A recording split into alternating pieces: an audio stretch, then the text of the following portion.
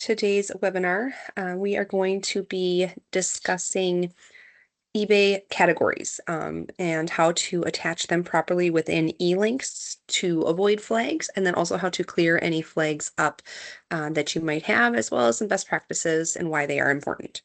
All right, so eBay categories, when you are on eBay, the category shows up um, during search. So let's say I am searching for something on eBay, 2012 Chevrolet Sonic side mirror. All right, so if I, the buyer, don't want to weed through, over 2,700 listings, I'm going to go over here to the side and start filtering. And so if I'm, as a buyer, if I'm looking for a whole assembly, I'm most likely going to click on this category right here. So you can see if you don't have your mirror in the proper category, you would get filtered out of search in that situation. So very important. Also very important because all the eBay item specifics, so I'll click into here. eBay item specifics are all based on eBay category 1. So you'll see here there are so many different, so this says fitment type, there's whether or not it's a performance part, glass adjustment. You can see there's specific item specifics for this type of part itself. So obviously a lot of these types of item specifics are not going to be listed on like an engine or a wheel or what have you.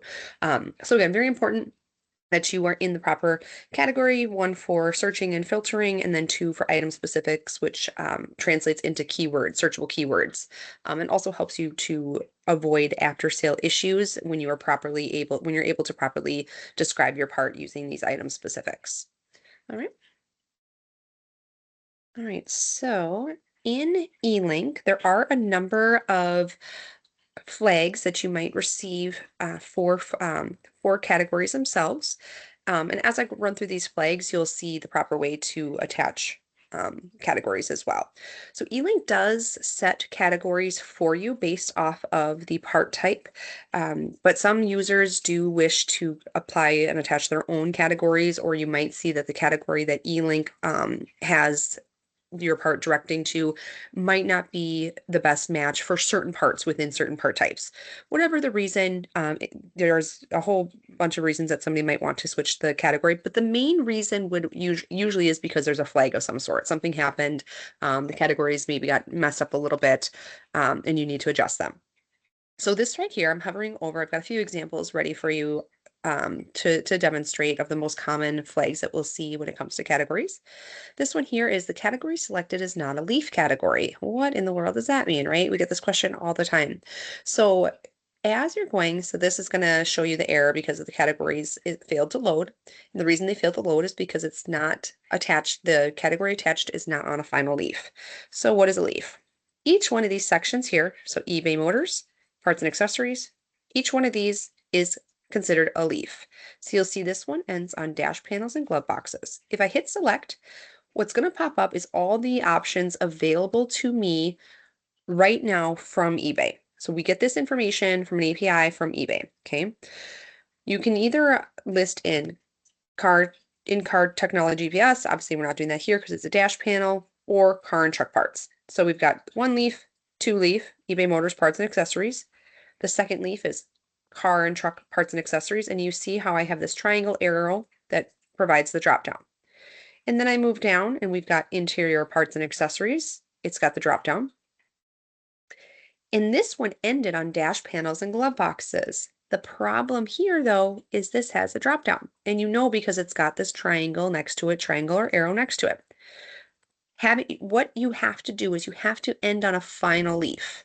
Final leaf is, you'll see here, there's no way that it doesn't drop down anymore. There's no more arrow or triangle here. So instead of picking dash panels and glove boxes, you have to pick dash panels. All right, so this is going to solve our flag. I'm going to hit select. It's going to ask me if I want to select yes or no, because if I change the categories, because the item specifics are specific to eBay category 1, we want to make sure that you're sure that you want to do this. Otherwise, you're going to wipe out all your previous item specifics. We definitely want to do it in this situation. Okay. And then we've got eBay category 2, and you'll see that that one ends in other interior parts and accessories. It is recommended that you reserve the other a final leaf that says other for eBay category 2. The reason being is, again, category 1 is what determines the item specifics down here. All right, and if it's in another category, you're going to be missing quite a few options down here, so you're going to lose out on visibility. All right, and then from here, I would just go ahead and save and revise, and we're good there. All right, so the next one that I have here is oftentimes you'll come across, well, not oftentimes, but this is another issue that comes up that eLink does not allow for and eBay does not allow for. Categories and item specifics, you'll see that both eBay category 1 and eBay category 2 are the same. That is not allowed. So anytime you come across a flag pertaining to that, it's a very simple fix, but this one I'm going to show you how to do in bulk, because oftentimes when this happens, you'll have more than one flag for a part type, and so it's best to just clear them all out at the same time. So in this situation, I'm going to show you that. So I'm just going to select 2 of these 610s. And you can only adjust categories when it's the same part type. So if I had a 610 here and like a mirror and I selected both, the category section would be grayed out in that situation. All right. Bulk change. And this is how you adjust in bulk. Now I already know that both of them ended in that other category. So in this situation, I only have to change eBay category 1 to something other than an other category. So I'm going to say car and truck parts and accessories, ignition systems and components, and ignition coils. And I'm good here because there's no arrow or triangle next there. Now I would hit select. Yes, I'd like to change. And then again, up here, I would just update and then I'd go ahead and push it through to eBay. All right. Now, a more recent flag that has been popping up is with the hubs. eBay recently changed hubs to where you can only put hubs in one category. And I've not seen eBay do this previously. This is the first time. So what we did is we added the ability within eLink to clear the second category. So that way you can now list your hubs. So you'll see the message from eBay says to list this item, you may only select one category.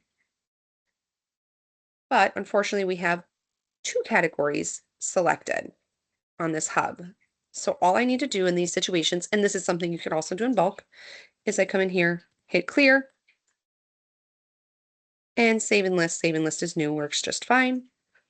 And there we are. Now I'm just going to quickly show you what happens if you do try to change 2 different part types at the same time.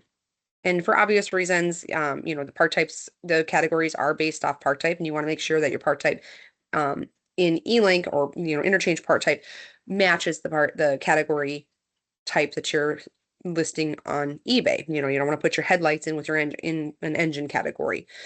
So if I select 2 different types of parts or 2 different part types, hit bulk change, you'll see category and item specifics is grayed out. That way you avoid the mistake of accidentally bulk changing something into a category and causing yourself quite a bit of a headache. So all right, so that is it for categories today.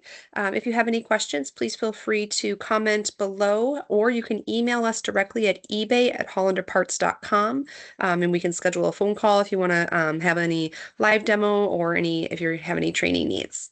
Thank you.